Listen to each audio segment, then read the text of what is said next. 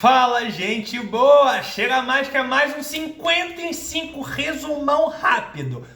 Vamos lá! Crise de 29.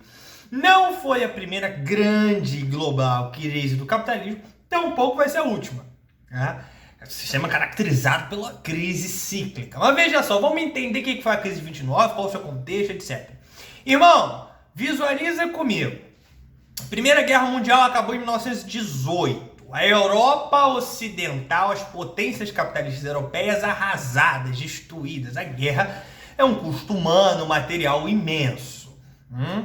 Show de bola! Emerge nesse contexto como grande potência global industrial os Estados Unidos, que já vinham numa ascensão econômica muito forte, mas com a Primeira Guerra Mundial e o enfraquecimento das potências tradicionais da Europa, meu irmão, os caras vão despontar como a maior potência global do mundo. Global do mundo, né? Enfim, tautologias à parte, o que você precisa entender? Em 1918, portanto, os Estados Unidos já representava ali, em termos de produção industrial global, 1/3. Ou seja, 1/3 em 1918 da produção industrial do mundo vinha dos Estados Unidos. Era um nível de prosperidade violentíssima, cara. Os caras estavam sem concorrência. Acho que esse é o principal fator para a gente entender o cenário que a economia americana está se colocando. A guerra foi na Europa, não foi no território dos americanos. Teve um custo muito maior para os europeus. Eles entram bem, os Estados Unidos entram em 1917, bem depois. Tá? Tem um custo financeiro valioso para os americanos. Eles ganham muito dinheiro com a guerra. A guerra dá dinheiro. Tá? Show de bola! Então o cenário é esse. Uma economia americana que já vinha no final do século XIX em ascensão muito forte, já despontava no século XX como uma potência capitalista importante. E agora o seu principal rival, as potências tradicionais na Europa, França, Alemanha, sobretudo a Inglaterra, meu irmão, os caras levaram a solapada da Primeira Guerra Mundial, bambearam, os americanos, pularam como a principal potência do mundo. E num cenário de produção fordista. Então a lógica econômica capitalista aqui estava funcionando em que sentido? A produção fordista em massa, linha de montagem, produz. Desesperadamente, até porque estão vendendo para o mundo inteiro, até mesmo para as potências europeias, que estão se reconstruindo progressivamente nos anos 20. Estocagem, aquela dinâmica fordista clássica.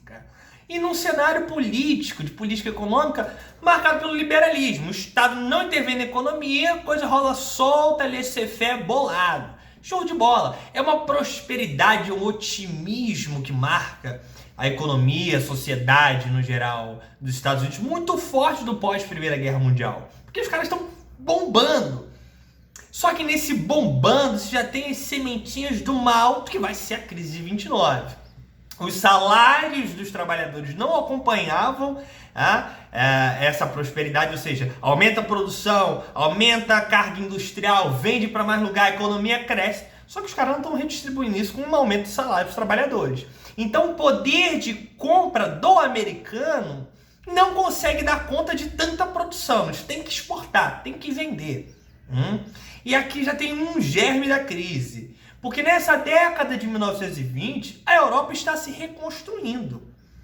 E o seu parque industrial está sendo refeito, eles voltam a concorrer com os americanos em termos de produção global. Os Estados Unidos chegam em 1929 com mais ou menos mais de 40% da produção industrial do mundo. É muita coisa, cara. É uma potência em um patamar, né, muito surpreendente.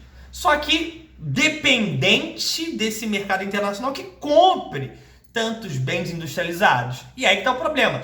Dentro não dá para comprar porque os trabalhadores não têm salário, não aguentam segurar a situação. Fora da década de 20, a concorrência já está chegando. Meu irmão, bolha, né, explosiva em termos de especulação na Bolsa de Valores até o ponto estourar a crise em 1929. A Quinta-feira Negra estourou a Bolsa de Valores de Nova York. Os americanos, com vários produtos encalhados, estão tendo para quem vender, entra num colapso violentíssimo. É uma crise que vai se espalhar para o mundo capitalista como um todo, chega no Brasil, só quem se salva é a União Soviética, por exemplo, o sistema socialista. Os americanos vão sair dessa crise a partir do presidente Roosevelt, do New Deal, etc., com muito esforço. Tá? Então pega só, é uma crise de superprodução. Essa é a palavra-chave para você entender a crise de 29. Beijo, estou subindo!